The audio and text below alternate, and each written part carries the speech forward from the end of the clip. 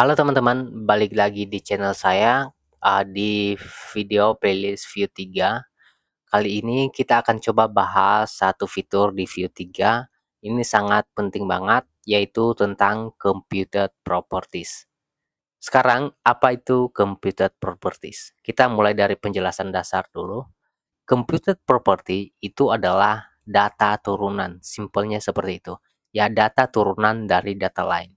Jadi, computed properties pada dasarnya adalah fungsi yang mendefinisikan cara untuk mendapatkan nilai yang baru berdasarkan data lain. Ya, teman-teman bisa lihat dokumentasinya di bagian sini, bagian esensial, terus di bagian sini ada computed property. Teman-teman bisa langsung praktekkan pakai contoh ini, tapi nanti kita akan coba dengan contoh lainnya. Teman-teman bisa coba dengan ini sama aja. Goals-nya itu paham tentang computed. Jadi kenapa ada computed? Nah, goals-nya itu sebenarnya sederhana, yaitu biar codingan kita atau template kita itu lebih rapi, lebih gampang di-maintain. Terus salah satu tujuan utamanya adalah performance ya. Kalau teman-teman penasaran, langsung kita coba praktek. Nah, di sini saya sudah sediakan satu project untuk belajar view. Teman-teman bisa melanjutkan di project sebelumnya atau bikin ulang, tergantung teman-teman. Misalnya, kita ada sebuah card. Ya, ini reaktif. Reaktif, jangan lupa import dari view. Terus ini kan buka kurung, kurung siku ini, array of object. Yang pertama ada name-nya, misalnya books, jangan SD. Terus kita ada satu lagi, price-nya misalnya 10.000. Terus yang kedua, kita ada data lain seperti misalnya pen, terus harganya itu misalnya 5.000. Ini simpelnya seperti ini. Jadi kita mau terapkan namanya computed property. Goals-nya kita mau hitung semua ini, price ini. Coba kita bikin pakai computed counts total price sama dengan ini. Mulai dari sini kita tulis computed. Computed, jangan lupa import dari view. Terus buka kurung. Nah, di dalam sini ada function. Ya. Setelah kurung kurawal, di sini kita nge-return sesuatu. Misalnya kita coba console.log hitung. Hitung ya. Terus di sini misalnya kita coba panggil total price. Ya. Jadi total price. Coba kita lihat di sini, ini total price di konsolnya pasti ada hitung. Ini hitung. Sekarang coba kita hitung ya. Nah, kalau di JavaScript kita bisa nge-return terus card. Nah, untuk hitung ulang atau hitung semua nih total price-nya nih, kita tambahin satu-satu, 10.000 tambah 5.000 dan seterusnya. Kita pakai namanya metode di bawaan JavaScript itu namanya reduce. Reduce, jadi istilahnya itu untuk menggabungkan sebuah item ya gitu. Kita gabungkan semua, terus kita ambil data satu-satu, kita jumlahkan. Parameter yang pertama adalah sum atau akumulatornya, terus yang kedua adalah itemnya. Nah, kita mau sum plus item dot price. Jadi sum plus item dot price. Terus ini kita kasih 0 sebagai akumulatornya. Di sini total price-nya harusnya 15.000. Coba kita lihat, ini sudah 15.000 tanpa kita manggil. Kita manggilnya langsung gini aja, total price, langsung nama variabelnya. Ini mirip ya kayak ref ya. Ngaksesnya itu perlu dot value. Nah, sini. Tapi kalau di sini ini nggak perlu. Nah, teman-teman mungkin berpikir, apa bedanya dong kalau misalnya pakai method atau function? Nah, teman-teman perlu lihat nih. Kalau computed itu sifatnya itu nge-cache ya. Kalau method itu enggak. Coba kita lihat. Kita bikin function baru, total price. Kita menggunakan method ya di sini. Terus misalnya kita copy ini console, terus kita return. Oke. Ini sama kan jatuhnya?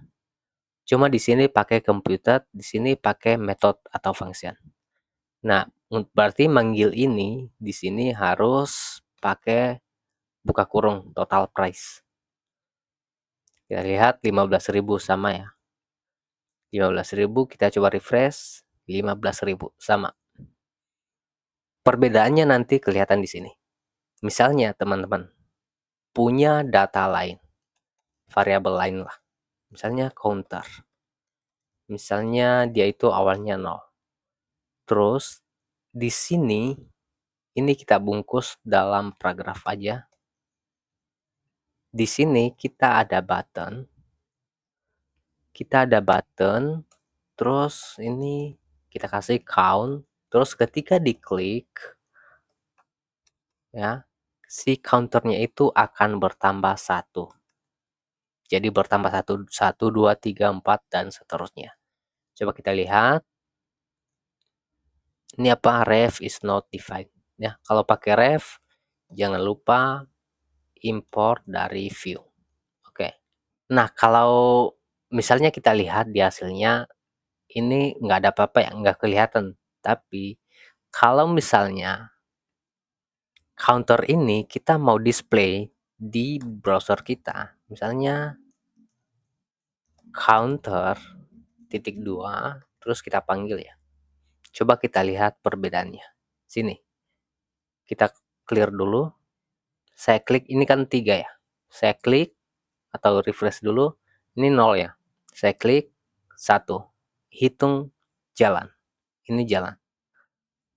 Saya klik lagi, jalan lagi, klik lagi, ini dihitung ulang. Kenapa? Kenapa bisa begitu? Jadi istilahnya begini. Setiap kali template kita itu di re-render ya, ini function ini akan jalan. Jadi setiap ada perubahan di DOM kita, ini kan DOM kita ya. Jadi setiap ada perubahan data apapun ya, metode ini akan dipanggil terus-terusan. Ini akan jalan terus setiap data di template kita ini berubah. Tapi beda dengan computed. Kalau computed itu sifatnya nge-cache. Ya, coba kita lihat. Ini saya matiin total price, berarti di sini harusnya total price. Coba kita lihat. Count nggak ada apa-apa kan? Ini nggak kehitung ya. Ini walaupun kita display di sini, kita tampilin counternya di DOM, walaupun data di sini berubah, tapi si total price-nya ini tetap dia ngehitung sekali doang. Kenapa? Jadi gini, Vue.js itu secara cerdas nge-cache hasil perhitungan computed property. Kalau misalnya data dependensi atau sumber datanya kan dari sini, nggak berubah ya, Vue nggak akan hitung ulang, nggak akan menjalankan ulang computernya. Jadi dia akan menggunakan nilai yang udah di cache sebelumnya tanpa perlu menghitung ulang. Nah, kalau misalnya kita coba nih, dependensinya ini, source datanya ini berubah.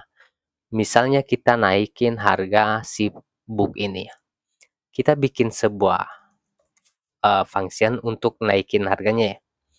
Misalnya change price sama dengan kita bikin function, kita ambil card berarti isinya itu yang pertama ya, kita ambil array yang pertama, objek yang pertama.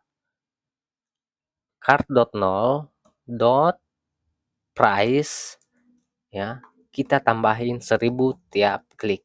Kita tambahin 1000. Terus ini coba kita bikin button lagi. Kita copy di sini.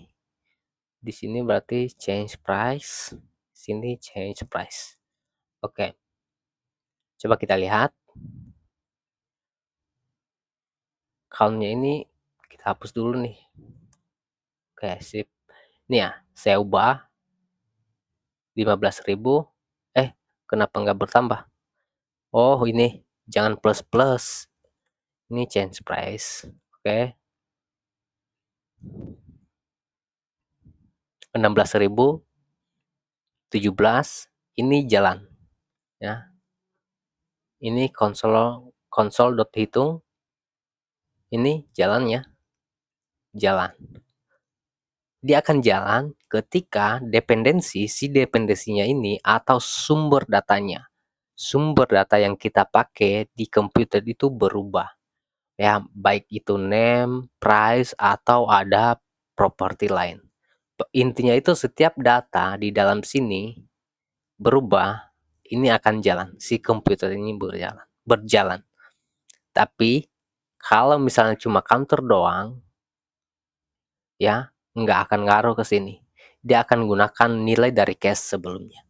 Jadi bedanya seperti itu. Nah, kalau teman-teman mentingin performance ya, komputer itu sangat bagus. Komputer ini penting banget ya dipahami sama teman-teman. Yang pertama itu bikin template kita itu lebih bersih dan gampang dibaca ya. Terus yang kedua itu hemat performance ya gitu, karena dia kan nggak ngulang-ulang ya perhitungannya. Terus yang ketiga itu adalah gampang banget di maintain, jadi kalau misalnya ada developer lain yang melihat source code kita gitu, jadi lebih gampang dimengerti. Mungkin teman-teman berpikir ya kenapa nggak pakai metode biasa ya, jadi balik lagi, metode itu setiap kali dipanggil dia akan dihitung ulang. Jadi setiap kali template kita ini di-render ya, ini akan dipanggil gitu. Setiap ada perubahan di sini ya, si metode akan jalan terus. Tetapi komputer ya, itu kan hasilnya disimpan ya, atau istilahnya itu di cache gitu sama view-nya, dan cuma dihitung ulang kalau data source-nya itu berubah, dependensinya itu berubah di sini. Kalau ininya berubah berarti dia jalan. Kalau nggak berubah, walaupun data lain berubah ya, ini berubah, dia nggak akan dihitung ulang. Seterusnya, teman-teman coba lihat bagian bawah, scroll paling bawah. Di sini ada namanya writable computed. Secara default, computed property itu read only atau istilahnya itu getter only. Cuma nge-return value ya, bukan writable. Ya, kalau misalnya kita mau writable gitu atau mau istilahnya itu mau ngubah data si komputer ini, berarti kita perlu menyediakan function untuk getter dan setternya. Teman-teman bisa perhatikan di sini. Nah, contohnya seperti ini.